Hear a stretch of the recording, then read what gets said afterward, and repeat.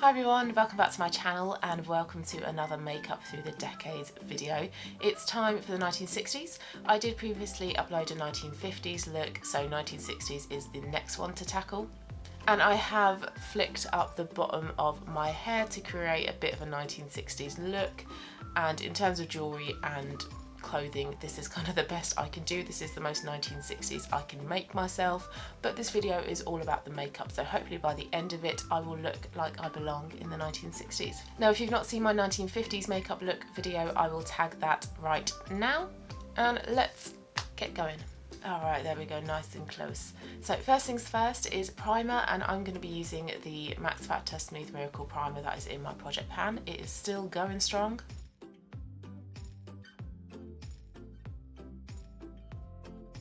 So moving on to foundation then, and in the 1960s they started to move away from the look of the 1950s, which was about a thicker, heavier, full coverage base. In the 60s they wanted their makeup, their foundation to look a bit more natural and to let their skin come through a little bit more. And then towards the end of the decade the coverage was even less, so there were times when they would just powder their face with a little bit of translucent powder.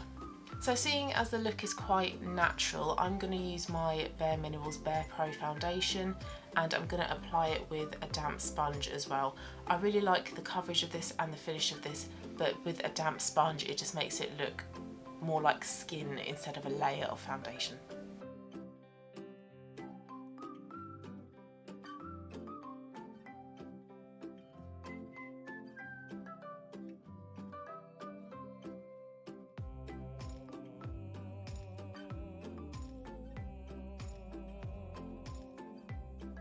I've got quite pale lips naturally, but I am just going to put a little bit of foundation over the lips because the trend in the 60s was to have a real pale lip, and sometimes they would just put a layer of foundation over the top to just minimise the colour of their natural lips a little bit.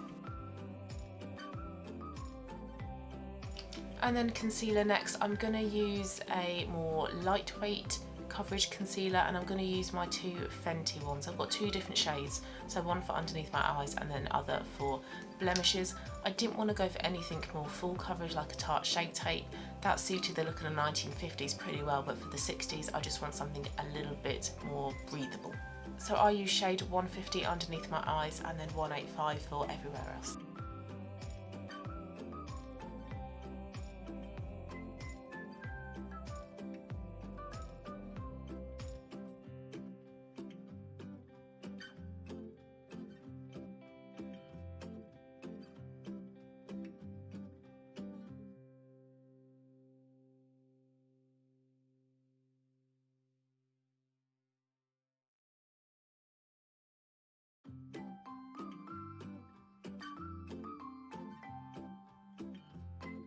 Alright, foundation and concealer done, so moving on to powder now. And like with the 1950s, in the 60s powder was still quite a popular product, and like I say, towards the end of the 60s they would just apply just a bit of translucent powder all over their face and reduce the coverage of the foundation that they were using. So I'm going to use my Laura Mercier Loose Translucent Setting Powder. I couldn't find any mention of how they applied their powder, so I'm just going to use a brush. In the 50s it did say that a powder puff was a common way of applying your powder, but in the 60s I don't know, so I'm just going to use a brush.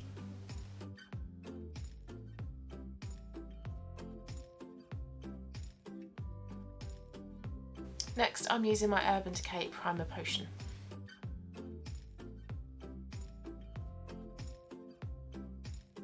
I think I'm running out of this.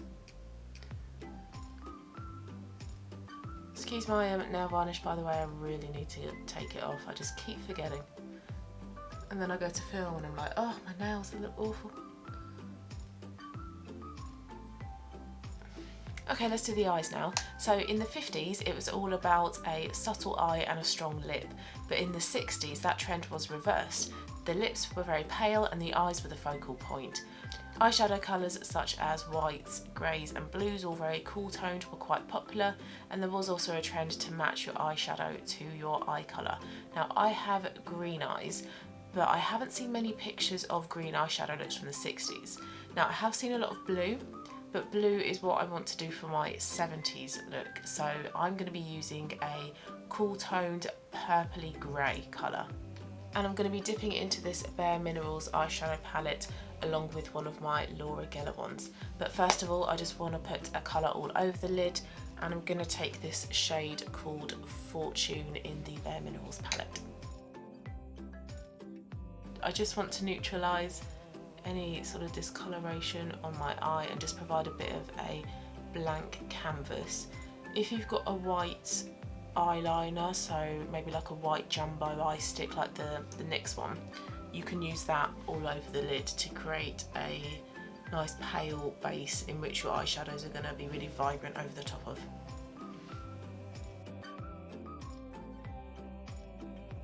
Okay, so dipping into the Laura Geller palette, I'm going to take this shade called City Shadow, and it's a really lovely cool toned purpley grey, and that is the type of colour that I want to go for. I have seen a picture of Twiggy, iconic 60s model, with a grey eyeshadow look, and that's the look I'm trying to recreate.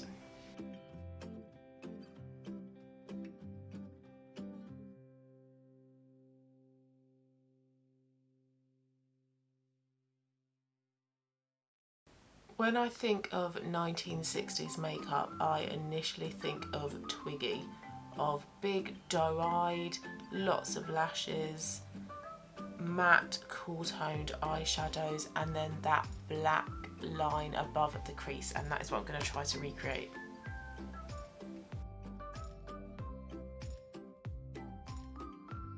I'm going to take a flatter, denser brush to really pack on that pigment onto my lid.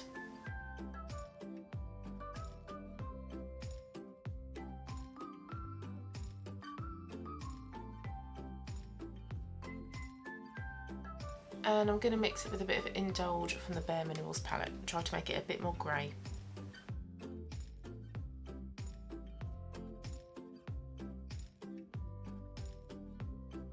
Alright, now moving on to the tricky part where it is that black line in the socket or just above the socket. And to create that effect, you can use a gel eyeliner or a black eyeshadow, and I'm going to use a black eyeshadow. I'm not going to put mine right in the crease because I've got slightly hooded eyes. I don't think you're really going to see it.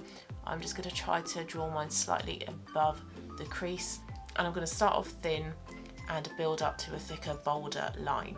Now, of an evening, that black line was kept quite bold, quite thick, quite dramatic, but during the day it was softened by blending it quite a bit. But I'm going to go bold, and hopefully this goes to plan and this doesn't mess up. This is the part that I'm a little bit nervous about. So I'm going to use another Laura Geller palette. This is the TGI Thursday, and I'm going to take the shade Little Black Dress, and I'm just going to start off with a thin angled pencil brush just to really carve out that line above the socket. And I'm going to try and look straight ahead into a camera to really see where that line needs to go. If I'm looking down or up, then it's going to distort where that line needs to go.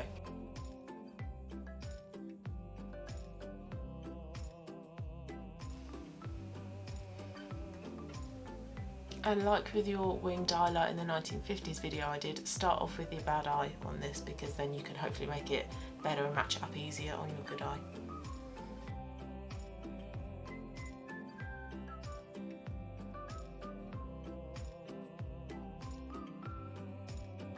Right, I'm going to do the other side, and then I can go back and intensify that, make that more jet black.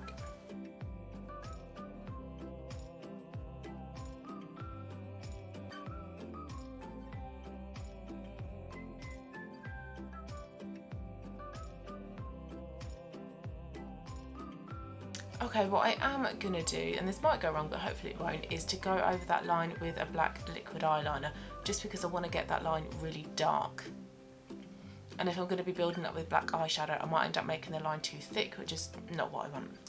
You could start off with a liquid eyeliner, but chances are it might end up looking a bit wonky. It's safer to go in with an eyeshadow first and then go over with something more permanent like a liquid eyeliner.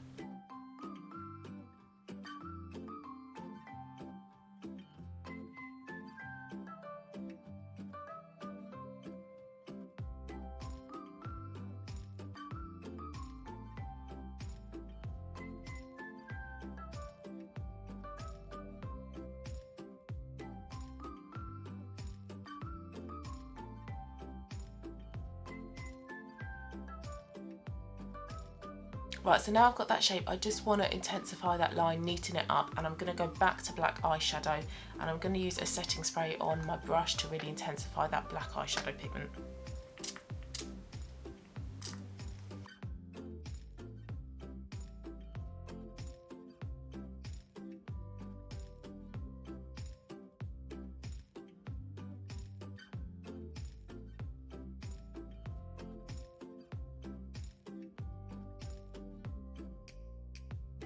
Okay, I'm going to leave that line as it is for now. I might go back and tidy it up once I'm done with the rest of the makeup. But I am going to line my upper lash line with the black eyeliner as well.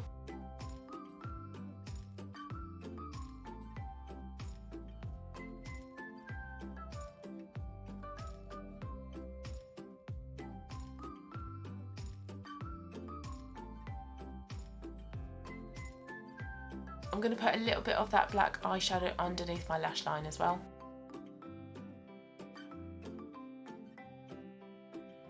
And just blend that out a little bit. Alright, moving on to lips now, and because eyes were the focal point of the 1960s, the lips were kept very pale. So I'm going to use my palest lipstick, which is MAC Faux, and I'm not going to use a lip liner because lip liners weren't really that popular amongst younger people in the 1960s, and I'm just going to use my finger and just kind of blot it on like this.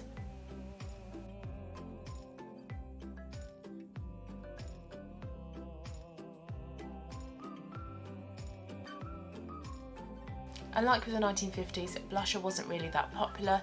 It was applied in more places this time, so along the jawline, but it was mostly just a bit of cheekbones and the hairline, and colours were very pale, so it was like pale peaches, pale pinks. So I'm going to go back into my Laura Geller palette and use the shade Pink Popsicle.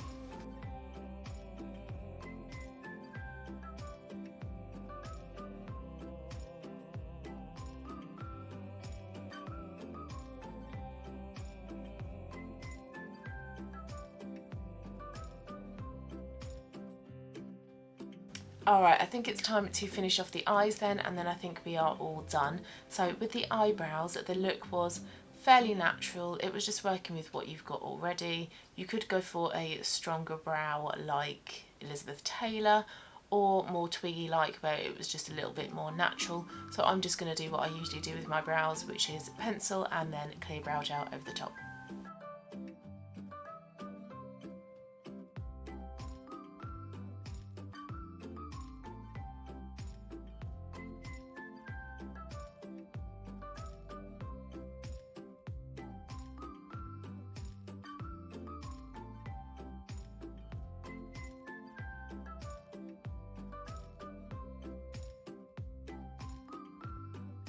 And lashes in the 1960s were very prominent. It was all about big, bold eyelashes, plenty of coats of mascara and even some false eyelashes as well. And it was also common for people to double up, triple up on the false eyelashes that they wore, and they would even wear false eyelashes on the lower lash line.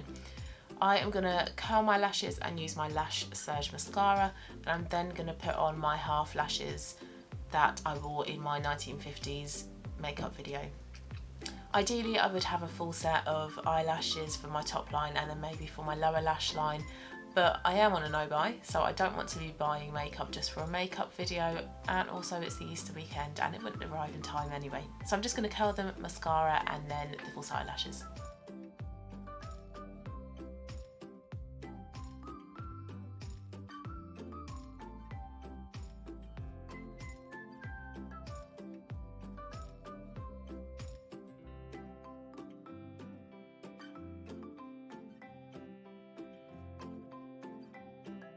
Alright, so that is the eyes done. I put on about 3 to 4 coats of mascara.